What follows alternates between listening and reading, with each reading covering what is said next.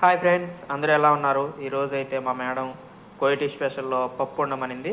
చూసారు కదా, ఇది వచ్చేసి కోయిటీ స్టైల్లో పప్పు, వెజిటేబుల్లు అన్నీ వేసి చేస్తారు. ఇది వచ్చేసి కోస, ఇది వచ్చేసి బంగాళదుంప, క్యాప్సికము, క్యారెట్ అన్నీ కూడా వెజిటేబుల్లు వేసుకోవచ్చు. ఏవైనా కూడా వంకాయ ఉంటే వంకాయ కూడా వేసేసుకోవచ్చు. చాలా బాగుంటుంది. ఇప్పుడు కోయిటీ స్పెషల్ కోయిటీ స్టైల్లో పప్పు చేసుకున్నాను. ఎలా చేసుకోవాలో చూద్దాం, వచ్చేయండి. ఇప్పుడు కోయిటీ స్టైల్లో పప్పు ఎలా చేసుకోవాలో చూద్దాం. ముందుగా గిన్నె పొయ్యి మీద పెట్టుకొని తగినంత ఆయిల్ వేసేసుకుందాం.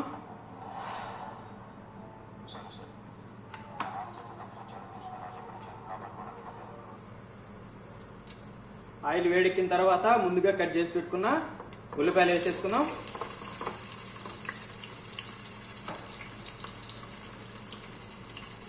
ఉల్లిపాయలు కొద్దిగా వేపుకుందాం.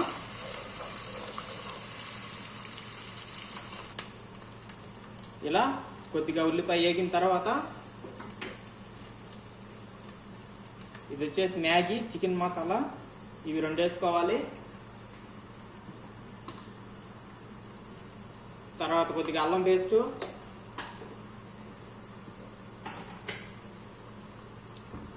తర్వాత కొద్దిగా తెల్లగడ్డ పేస్ట్ కూడా వేసుకొని పచ్చివాసన పోయేంత వరకు వేపుకుందాం.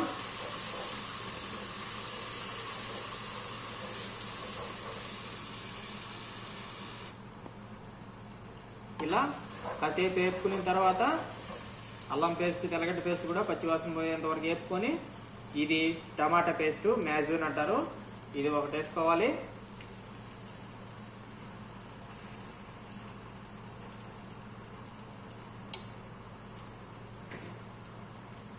ఇది కూడా కాసేపు నూనెలో వేపుకోవాలి.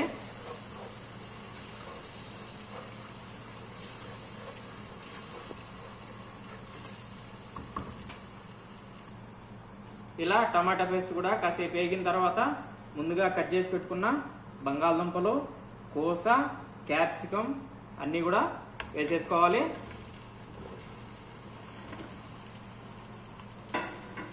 వీటితో పాటు క్యారెట్ కూడా వేసేసుకోవాలి.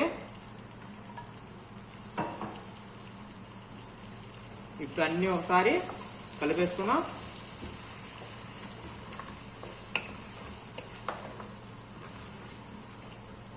అంతా కలిసేంత వరకు కలిపేసుకోవాలి.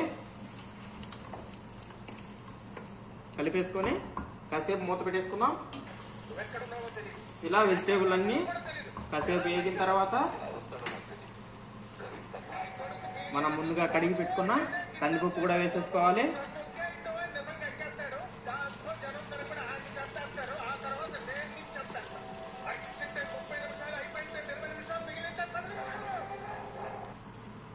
కందిపప్పు కూడా వేసుకొని అంతా ఒకసారి మిక్స్ చేసుకోవాలి.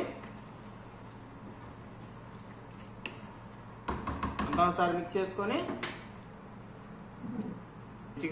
రుచికి సరిపడగా ఉప్పు,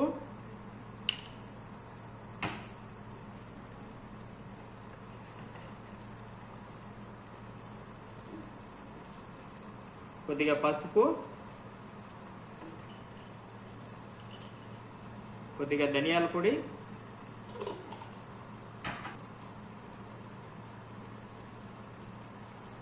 కొద్దిగా జీలకర్ర పొడి కూడా వేసుకొని అంతా ఒకసారి కలిపేసుకోవాలి.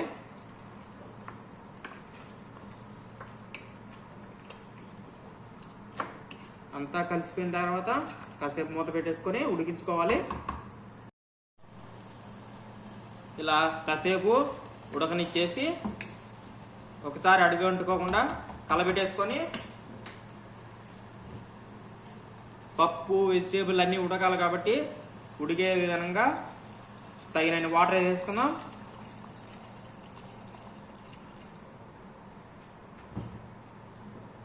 వాటర్ వేసుకున్న తర్వాత ఒకసారి అలా కలబెట్టేసుకొని మూత పెట్టేసుకొని ఉడికించుకుందాం.